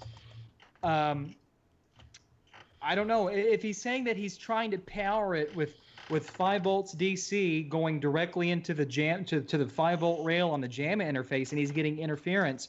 I need to know more. I need to have more context in order to have an opinion. Well, it sounds like if he's powering it through some kind of like typical JAMA like mini like PC looking power supply thing, those things are very noisy. Those are like the ones that give you like 12, -12, 5, like everything that needs to go into the JAMA. Typically, they can be. Those are usually pretty noisy, as from what I've seen. But if he's trying to like taking 5 volts from one of those crappy power supplies and trying to power video hardware, then it's gonna be super noisy, I would assume. If whoever asked that, if they're in chat, maybe re-ask that question or rephrase it with more context, and we'll try to answer it more thoroughly next time. Yeah, that's a good idea. Yeah, give us the full setup of how things are wired and better answer that. Cool. How many years will it take before there's a product that will upscale to 4K? My Onkyo receiver upscales to 4K and makes my Wii U look a bit nicer, but has so much input lag it's not worth it. Maybe 2 years? 1 Yeah. or 2 years? Is that a hint, Steve? That means you're releasing a product in 2 years? What's the next question, Nick? Next question is, will there ever be another update for the Framemeister? I hope someone cracks it and makes their own that will be better. Cracks it. It sounds like they want to have someone. They want to copy the Framemeister, but I thought the whole point was the chips are going into life. No, he's saying that he hopes somebody writes custom firmware for the hardware so you can take advantage of things and really sort of tune it out so that you can improve it. Yeah, getting those tools from Marvell is I mean, we make products at my day job that use Marvell, and even if you're one of their real customers, they barely give you any support for that stuff. Yeah, if you're not making a bajillion of something, they're not gonna deal with you in terms of giving you the support you need to do that. So I doubt it. Well, the fact of the matter is the Framemeister, despite it's a fantastic convenience device, and I don't think anybody can argue that. It's strictly turnkey, plug and play and go, but god damn, that thing has so many problems. Voltage distortions in the DAC outputs, weird on some firmwares you have more control over the low order filtering, and in later updates you have virtually no sort of manipulation of low order filtering for the video. It's a fucking mess. Yeah, its guts are good inside. I mean, you got a good video decoder, you got that Marvell scaler, you got a Spartan 3 FPGA, but like the implementation is not elite, I guess. And the menu is just not, it's the least intuitive thing you could ever possibly imagine. Yeah, It took me less time to figure out how to boot Game Boy interface than it did how to figure out how to go in and make some basic changes. Yeah, the navigation is poor. Like you don't mind just the basic layout of the menu. It's just like getting to what you want is the problem? Is that what you're saying? Yeah, for me, I felt it was just a headache to work with. I was doing comparisons back in the day, trying to understand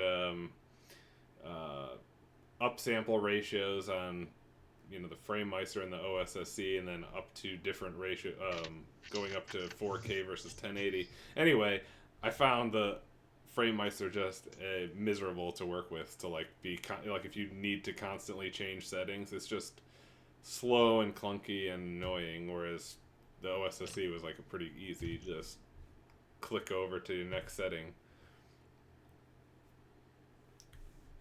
Mm. All right.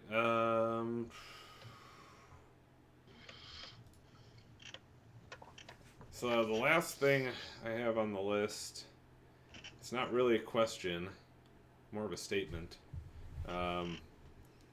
So he says some of the confusion regarding safe CRT discharge may be stemming from Sony's own PVM service manuals.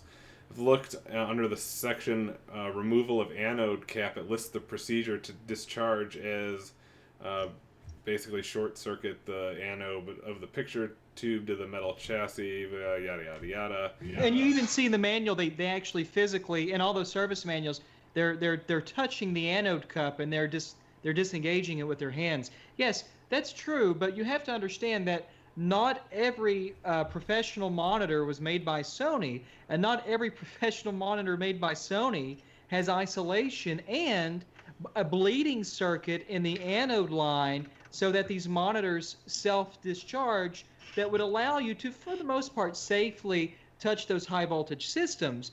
It's very bad practice to treat a late model PVM or BVM the same as every other PVM or BVM from whatever year or era, and every CRT for that matter. So just because one or two service manuals say that or show with pictures that it's okay to do that, as far as handling that the anode cup, you shouldn't treat that as gospel across every high voltage system and every CRT ever produced. Yeah, and he even mentions that, of course, it doesn't take into account the fact that the rubber may have decayed over the 30 years since the thing was made.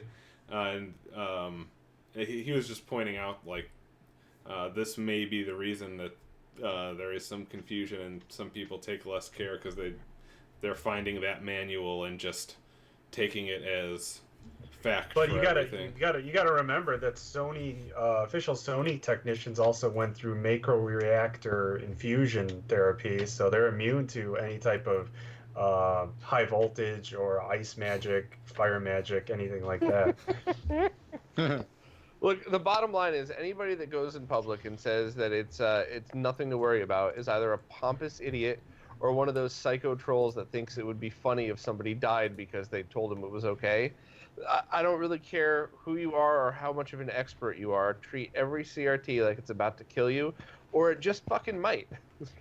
So I don't even care if I'm a little bit wrong in saying that. I would rather be wrong in telling people to be careful about something that's genuinely harmful than go the opposite. So, yeah. This is kind of like our talk about data backups earlier, right? You go through all this pain and hassle to keep proper backups just in case, right? Well, when you're dealing with CRTs, you're probably not going to die, but there's a slight chance that you might zap yourself. So do you really want to take that chance? No. Well, even if the shock that you would receive might not kill you, what if you have what if the next person has a heart condition or an undiagnosed heart condition? I mean, that's, Won't somebody please think of the children? No, that's not only is that a plausible scenario, maybe not common, but a plausible scenario. I knew people friends that had some kind of weird heart diseases that didn't realize they had it until something bad happened to them. So if that person one of them was a pretty good friend of mine. So if that person found out, they're fine and everything. But if they never knew, and I was like, hey, help me discharge this CRT. That's the exact type of use case where if something went wrong, it would have been dead. Not shit yourself, which is actually a thing if you get zapped too hard. Not go to the hospital. Like, that person would have died. I thought you were going to give a more hopeful story that they did blast themselves with a CRT ended up in a hospital, and that led them to discovering the heart condition that they didn't know about, and now they're living healthy lives. Are Would've you been a against cooler saving story. lives, Bob? Yeah. It's exactly right, Steve. Yeah, so that's all we have for today. I know... There's one more question. Oh. Can you explain, and then... Oh, yeah, sorry, I missed that. It's kind of squeezed in between all the questions that take up like 8 lines. Can you explain in the next roundtable how to properly convert H-Sync and V-Sync into C-Sync? So I already addressed this during the one of our streaming ones because we got the same question. I'm going to eventually write a blog post on this because it's kind of complicated. First explaining like why it's complicated and what C-Sync really is and stuff like that, and then probably maybe 2 blog posts, one explaining it, another one like showing different ways to do it or stepping through like the different ways. By the way, I'm sorry to interrupt. I just wanted to say this.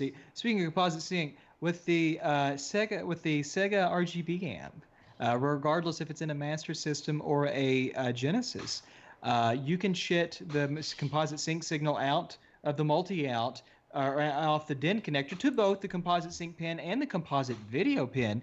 And of course, it's not officially sanctioned or supported, but HD rectal cables work just fine and sexually. That's all I had to say.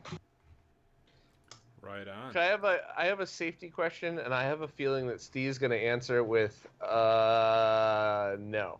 But the basic guides that you see for things like VGA coming out of a capture or of a video card or VGA from a Dreamcast, I see a lot of these guides online that say if you you put H and V to a resistor and then you tie those 2 resistors together, thereby bringing the voltage down. Doing stuff like that, even if it's not compatible and it might not work right, is it safe to try as long as the voltage is low enough, or is there always going to be a chance of you zapping something? It's safe to try, but the thing about a lot of these video systems like that is the reason that you I'm not the expert, Steve's the expert, but typically a big reason why you can't just simply jam both of those signals together physically and just shit them out is because more often than not, it's a timing issue, and the horizontal and the vertical pulses are sort of out of phase with one another. And so a lot of the times what you need to do is you need to sort of condition that so that everything is sort of in sequential unison format, like my ball sack. Steve, I don't know what I'd have to see what you were like on a schematic, what you're proposing. Cause I knew you were gonna say that. But usually when you connect 2 lines together, if the resistor is big enough, that's the real kicker. Is then you probably don't do anything. But there's caveats to everything. Because there were a few people that that bought scopes and said, hey, I just made my own sync combiner. I'm not trying to sell it. It's just for me. Like, what do you think the voltage is at? It was like 500 millivolts or something. I was like, as far as I know, you should be fine, and it might not work right, but you wouldn't blow out especially your PVM. Those things are built like fucking tanks. But as far as I know, in my very limited knowledge, as long as the voltage isn't too high, you don't have to worry about blowing out your equipment. Yeah, just timing will be all messed up.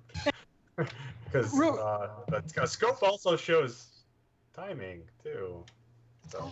Real quick on that, blowing shit up because things are built wrong. I just wanted to say this again, and I'm not trying to talk about it anymore. But guys, seriously, if you send me a system and your short cable is built incorrectly or there's something on there, I'm no longer fixing that stuff for free. And I'm not trying to be rude, but I've been doing this for too many years, and I just can't.